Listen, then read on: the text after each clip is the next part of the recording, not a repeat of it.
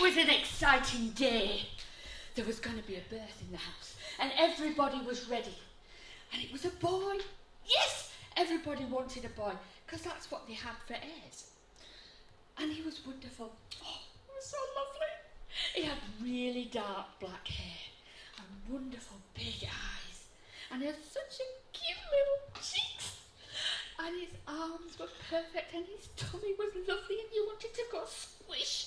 And his legs were not moving. Something was wrong. He should have been wriggling, and his arms were wriggling, and he was gooey with his face, but his legs didn't move. They looked absolutely fine. Mum obviously was quite upset by this, and she tried to cover it up and wrapped him up and showed everybody the top half. And the neighbours came round to visit, waiting for somebody else to carry him, to take him. And they would take him up to the temple, and they would get to the gate that went into the temple. And the ironic thing was, the gate was called Beautiful.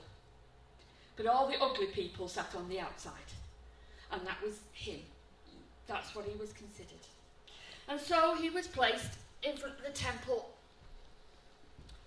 day after day after day after day.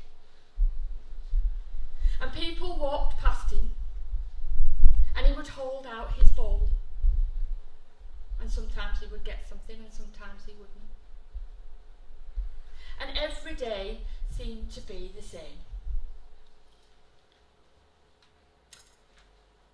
But one day, with all the people going into the temple, two men stopped. And they stopped right in front of him. As their shadow cast over him, he could actually look up from the ground and see them. In fact, one of the men actually said, "Look at me." So he did. And he held out his bowl, waiting, thinking, "Oh, I've got a big one here. If he wants to get my attention, then he's going to put a lot in this bowl." But he said the strangest thing. He said, "I haven't got any money. I haven't got any silver or gold." What? What are you stopping for then, sunshine? "But what I have got, I'll give you." And he held out his hand and said, "In the name of Jesus, walk." What had he got to lose? So he took the hand. And as he took the hand, something really strange started to happen. Pins and needles. I haven't had any feeling in them legs for... I don't think I've ever had any feeling in them legs. What's going on? I start to feel a bit warm. And, actually, I can move them. Whoa! My toes! I can see them and I can move them. And if I just put my feet on the floor, do you think I could do it? Do you think I could? Really?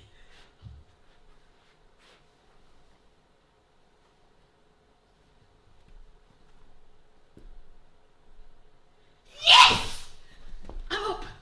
And he danced and he sang and he ran up and down, and people followed him, and they went into the temple. And whoa, that was a day to remember.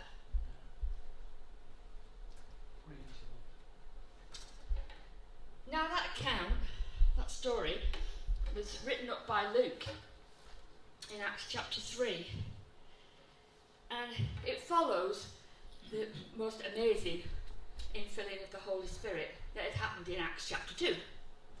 And it says that the disciples went to the temple daily and that they performed lots of miracles.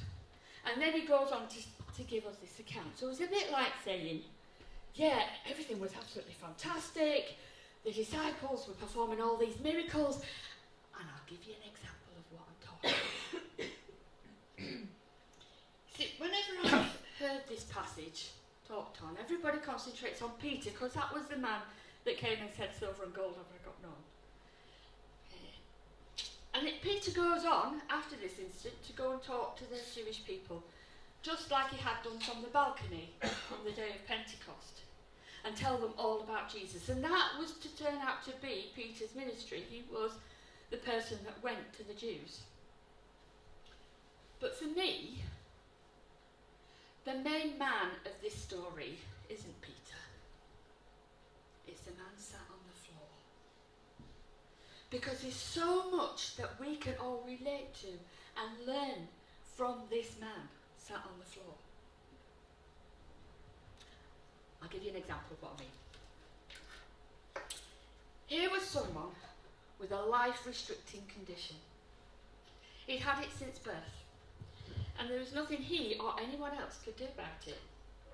And if you'd actually said to him, get up and change, I am what I am. There's nothing I can do. This is me. Take it or leave it. And in those times, he would have been called crippled. Now, it's not very nice to label somebody a cripple these days.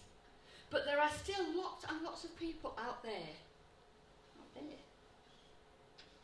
that have worn down, withered, crippled spirits within them. I only have to look at my news feed day in, day out, and see the torrent of motivational and emotional quotes that come up to show that there are an awful lot of people out there that are being crippled by their past, being crippled by their circumstances, maybe even going right the way back to when they were born. Now, due to this guy's disability, his only option at that time to get a living was to beg. This was no easy life, with no hope of anything different. Every day he was carried up that hill to the temple, because the temple was on a hill, it wasn't down in the valley. And he was placed outside the gate beautiful, and that irony, I'm quite sure, didn't pass him by. He was with a whole host of other people that weren't considered beautiful, and they had to sit on the outside. They weren't allowed to go through to the temple. Now, whether he was taken through love, through duty, or through exploitation, I don't know. But he was taken every day, and he was left.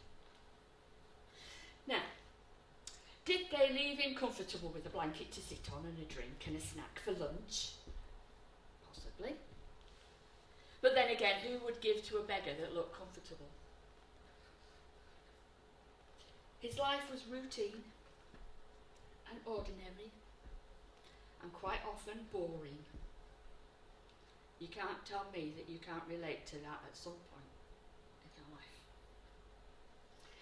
But there was a positive about his circumstances. There always has to be a positive. And that was where he was placed. Now, I'm not au fait with begging etiquette, but I'm quite sure that to get a decent living from the day, it all depends on location, location, location. And this was prime location. Every day, 3 times a day, the people would go for prayers. Now, in the Jewish law, they had to give a percentage of their earnings to the poor and needy. It was called tzedakah. What better way to prick those consciences than sit outside the gate as a poor and needy person as they went through? This was the spot to be. But, it wasn't easy. I mean, on holidays, he had good days because, like Pentecost, lots of people from all over the world came, and they were all different colours and all different sizes and all different shapes, but he quite often didn't see most of that because that particular side of the temple, the sun shines on it all day. Now, we had no fast food vans, there was no toilet facilities, and there certainly wasn't any sunshade. So he had to have been looking at the ground most of the time, because it just wasn't physically possible to be looking like that into the sun. He'd probably seen them up to about their knees, but that was it. This was his future, looking at the ground, looking at his useless legs, and looking at his begging bowl. And his future held more of the same. Now the Bible, our instruction manual, as I like to call it, is full of people turning to God in need. In fact, we are actively encouraged to pray for each other. Fred was doing it already this morning, praying for those of us that we know aren't well. We need to read his word. We need to soak up God's word, and that helps us to grow in our faith and in ourselves. And that's brilliant. But what if you're not ready for that? What if you are listening to this, resigned to the life that you've got? You consciously don't feel you need to ask for prayer. It's never entered your head that your life can be any different than what it is right now. See, this man was resigned to life as he knew it. He'd been doing it an awful long time. And he will have heard about Jesus. In fact, he was probably sat outside the temple the day he was dragged in there for the corpse. But nobody had taken him and lowered him down through a roof to be prayed for healing. Luke tells us that the disciples went daily to the temple, so they will have passed him daily. But he never thought to stop one of them and say, I need deliverance. I need to get out of this situation. His place was outside the gateway. It was who he was and what he did. And he didn't expect that day to be any different. But he was wrong. Because that day he received a bolt from the blue, life transformation, change from God. Why? Because God saw past the physical. God saw past the emotional.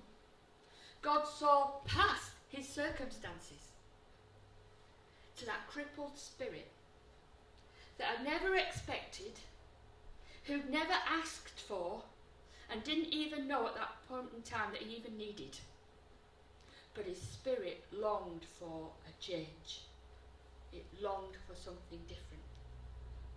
And yes, I'm not saying we shouldn't seek God. Of course we should. When it's in our heads to do it, we should do it. I'm not saying that we shouldn't listen to his inspired word for guidance. Of course we should. But what I'm saying is, and what I'd like you to realise today is that God is not restricted by your lack of teaching.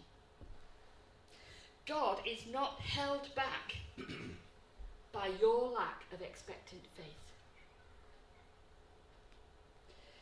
At times we're not able to do those things, but he's still more than able and capable of performing a bolt from the blue, life-transforming work from him in response to a deep need that you can't even put your finger on. Now, the first inkling that he had that something strange was about to happen when Peter said, "Look at me."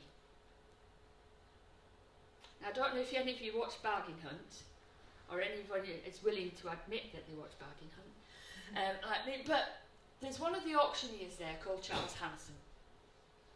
And I've noticed over the time that, not that I've watched it that often, but he stands there, and as the bidding goes on, that's fine, and as the bidding starts to falter, and people start to put their head down because they don't want to bid anymore, he will stand there with his gavel up, and he will look around the room, and he'll see somebody with a bowed head, and he'll say, "Look at me. Look at me. Look at me." And you can guarantee if you can get them to look up, they'll put another bid in. The beggar raised his eyes from the ground. And what he saw was a hand outstretched expectantly to him. Now, whether he registered what Peter had actually said to him, whether he was expecting what happened, we don't know. But when he instinctively took hold of that hand, his world changed. Amen. Yes. Within minutes, blood started to course through those narrow arteries. Nerve endings started to be registered within the brain. His muscle tissue started to bulk up faster than on any steroids. Come on, folks, can you imagine the adrenaline rush? Woo! There was no Red Bull needed that day, I can tell you. There was singing, there was shouting, there was dancing. God had known the biggest need and the deepest longing. And that day he decided to make it happen. Why that day? We don't know. He could have done it at any time. But that day was the right time for him, and for Peter, and for John, and for all the other witnesses that were there. You see, I once heard this saying, and I know I've said it before, but it's so true, that God does not come too early.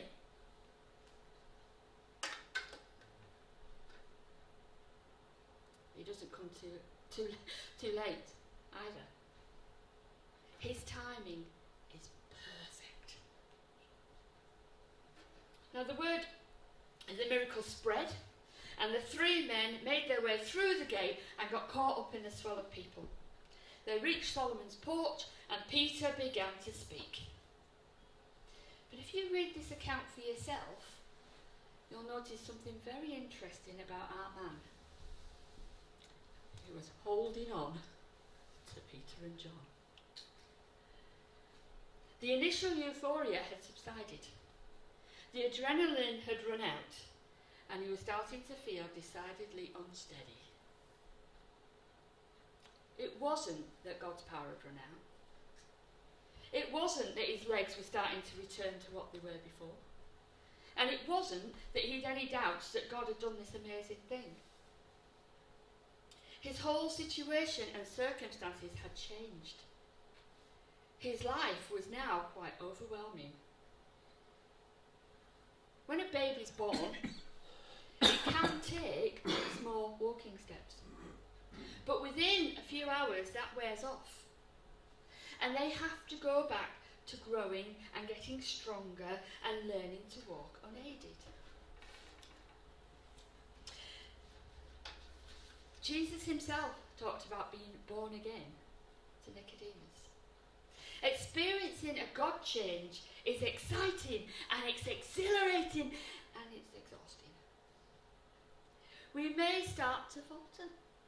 Things may not seem as clear as they did when we first had that change happen.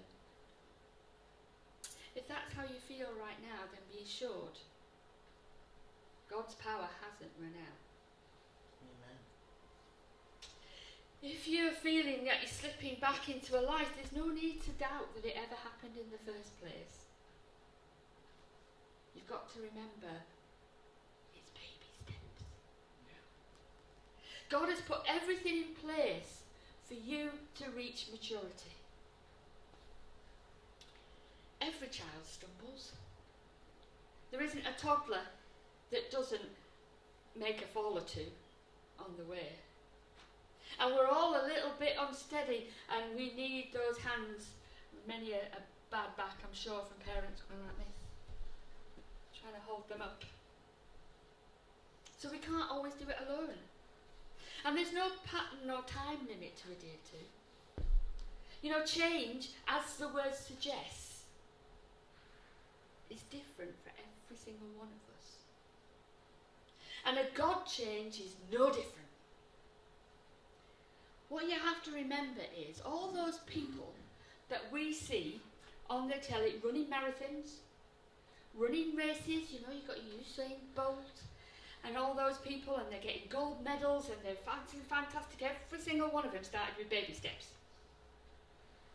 And every single one of them fell over and they needed somebody to help them until they learnt to walk on their own 2 feet, and eventually they learnt to run. It's no different for us. So, after all that, what is it I'm actually trying to say? Wherever you are right now, God is wanting and waiting to break through. Amen. Yes. Even if you're not quite aware of it yet. In the middle of your normal life and routine, maybe you can hear a voice saying, "Look at me."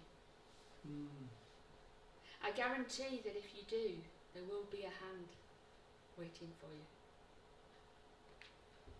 And don't think you're alone right now.